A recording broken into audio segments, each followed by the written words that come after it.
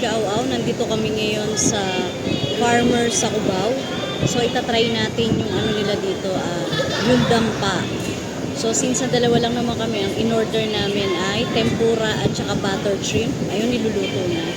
Kalahating kilo lang yung mga in-order namin. Alam mo mga kaming Mikaaw-aw, grabe, na-amaze ako dito. Kasi first time ko ulit nakabalik dito sa Farmers. Siguro 2 dekada na nakalipas. Grabe, ang laki ng pinagbago ng Cubao, no? Super. Puro condominium na rin dito. Tapos, ang dami na rin mga high-end na restaurant. Unlike dati, konti lang dito. Diyos ko, talaga napakasikip pa. Ang dami pang bakanting space nung araw. Pero ngayon, grabe. Nagulat ako. Sobrang ang laki na pinagkaiba ng Farmers Cubao ngayon. As in. Grabe mga kaming Mikaaw-aw, parang ang sarap-sarap ng laing. Magkano to laing? 100 pesos yan. Doon yan. Dampa. Sa Amolars, dito sa Dampa. Doon kami umorder o sa Sis. Ayan, titikman natin yung sabaw. Ang sarap ba guys? Masarap ba? Sarap, hindi siya masyado. Ano yan, papaitan? So, yun na nga mga kaming Mikaaw-aw. Titikman natin ang sabaw. Papaitan to. Masarap na ano. Grabe. Kolesterol. Lubayan mo kami. Sarap.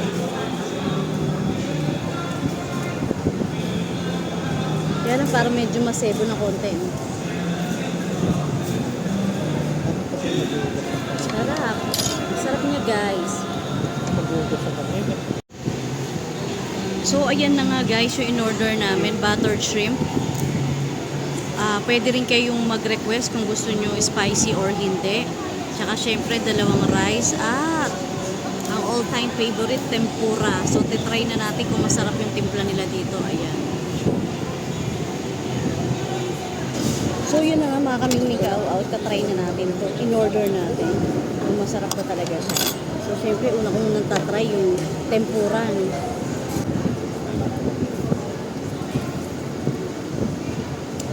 Fairness, ang laki ng hipon niya. Harap. Magkano to tempura? 590 kalahating kilo.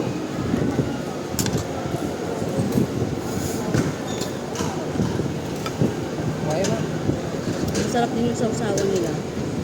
No, sakto lang. Hindi mainit. Hindi mainit. Hindi maalat. Right.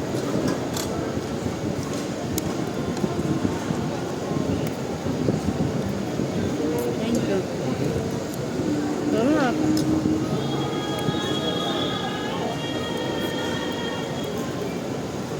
So, syempre, titignan natin yung laing kung masarap ba.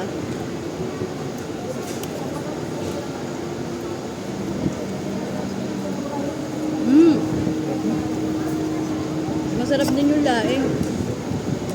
Kaya lang parang, ano ba, bato ba yun?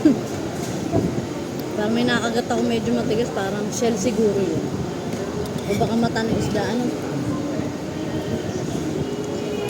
Pero in fairness, ang sarap ng laing, ha?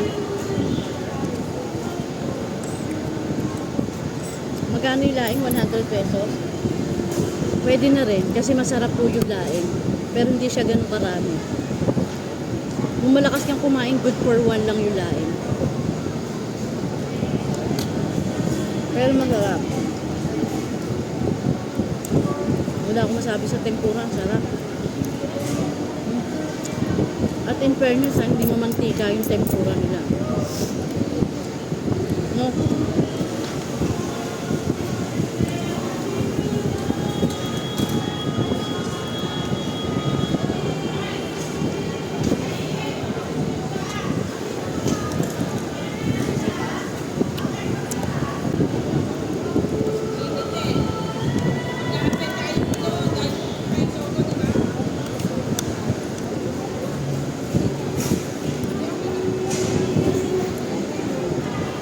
Sarap yung tempura.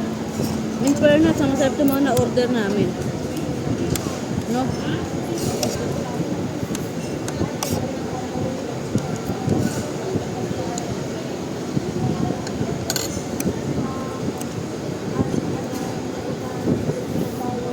tatry natin itong nabubulol-bulol pa ako. Mga kaming may kawaw na sobrang sarap. So, tatry naman natin itong butter shrimp. Pinalagyan lang namin ng konting-konting spicy lang. Sarap.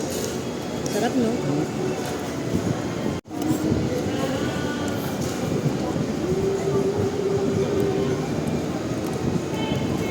Ay, oo nga.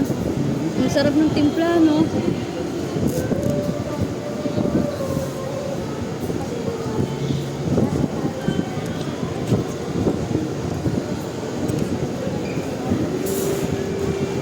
Ang sarap ng butter shrimp.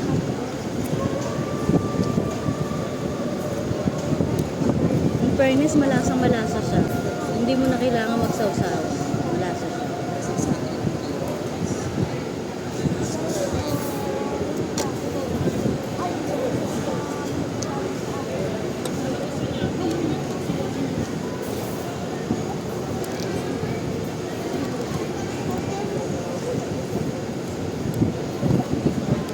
Sabaw niya. Sabaw. Ayoko na. Makakolesterol yung ubusin. Langit. Busing ko na.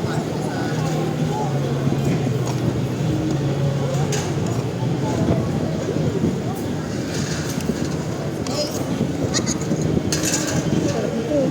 Hindi pa.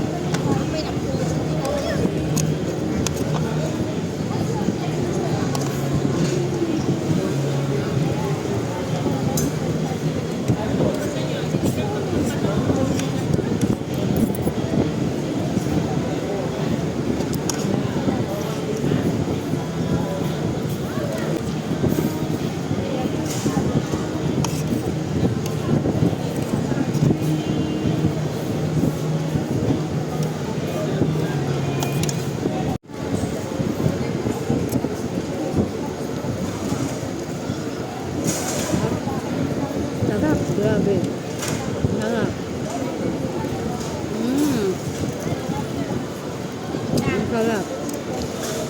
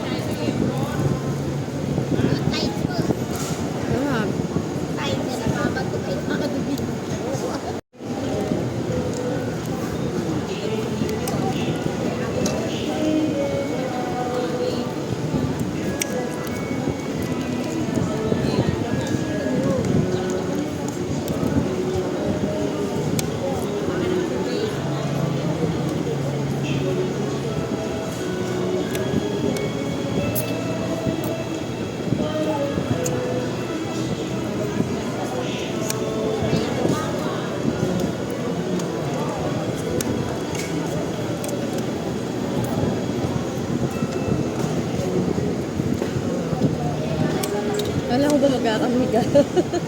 Natamad ako. Malayo ugasan eh.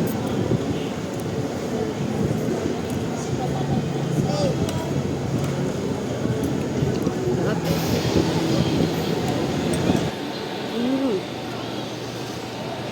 Ito pala yung palengke.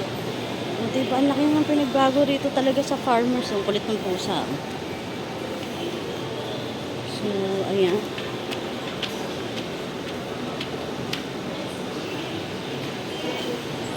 So, pagka gusto mo mamili ng ipapaluto mo, pwede kayo dito mamalengke. Pero pagka nakipag-communicate naman kayo doon sa kung saan kayo magpapaluto, pwede naman na sila na lang mamamalengke para sa inyo. O, ito yung kanilang pinaka-market dito na pwede kayo mamili kung ano yung mga gusto nyo ipaluto. Ayan. O, tulad dito, una natin napuntahan ay mga karnihan. Tapos nandun pala yung mga seafoods.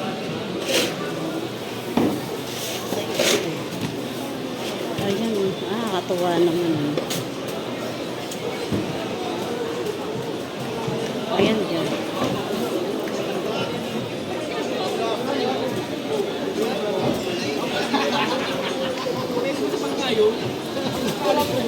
Yes po.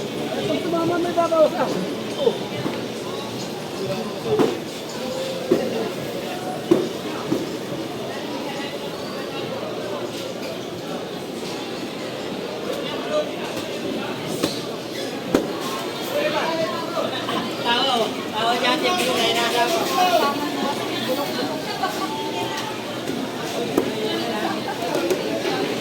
Bulok daw eh, bulok. Bulok daw eh.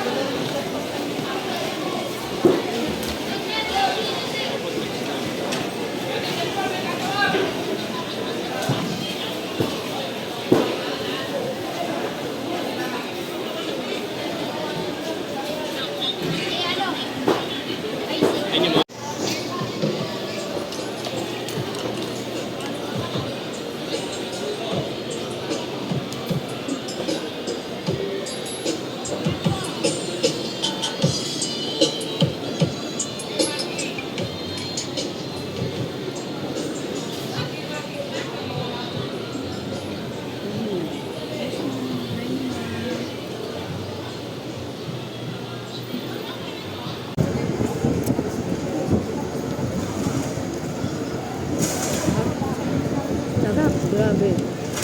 Sarap. Ang sarap.